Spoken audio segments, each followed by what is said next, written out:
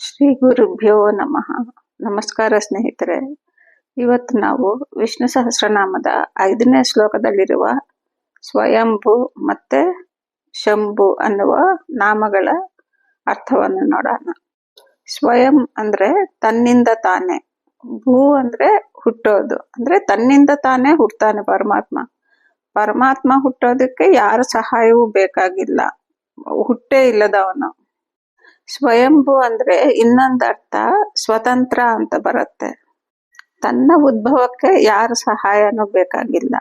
ಹಾಗೆ ತನ್ನನ್ನು ಬಿಟ್ಟು ಬೇರೆ ಯಾರನ್ನೇ ಆಗ್ಲಿ ಸೃಷ್ಟಿ ಮಾಡ್ಬೇಕಂದ್ರೆ ತನ್ನಿಂದ ಮಾತ್ರ ಸಾಧ್ಯ. ಹಾಗಾಗಿ ಅಷ್ಟು ಸ್ವತಂತ್ರ ಸಾಮರ್ಥ್ಯ ಎರಡೂ ಆ ಭಗವಂತನಿಗಿರುತ್ತೆ. ಹಾಗಾಗಿ ಭಗವಂತನನ್ನ ಸ್ವಯಂಭೂ ಅಂತಾರೆ. ಇವಾಗ ತನ್ನನ್ನು ತಾನು ಪ್ರಕಟ ಮಾಡ್ಕೊಳ್ಳಕ್ಕೆ ಯಾರ ಸಹಾಯನೂ ಬೇಕಾಗಿಲ್ಲ, ಸ್ವತಂತ್ರನು. ಹಾಗೆ ಬೇರೆ ಪ್ರಾಣಿಗಳ ಉತ್ಪತ್ತಿ ಮಾಡೋವಾಗೂ ಸಂಪೂರ್ಣ ಸ್ವತಂತ್ರ ಇರೋನು.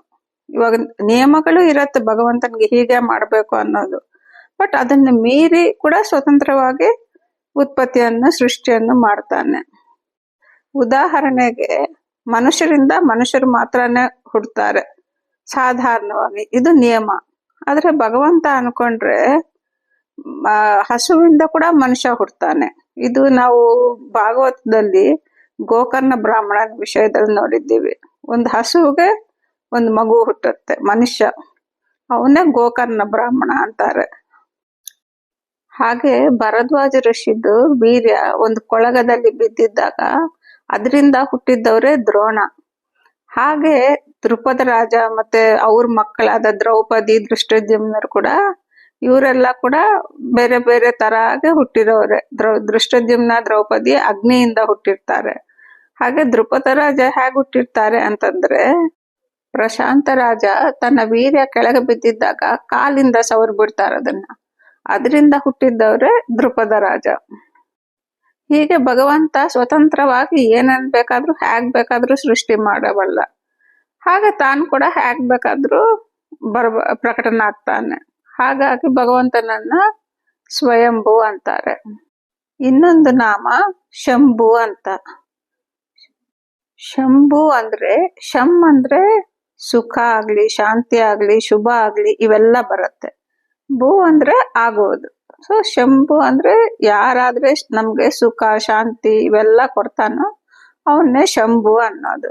ಇವಾಗ ಶಂಭು ಅನ್ನೋ ಹೆಸರು ಈಶ್ವರನ್ ಕೂಡ, ಶಿವನಿಗೆ, ರುದ್ರದೇವರಿಗೆ ಕೂಡ ಇದೆ.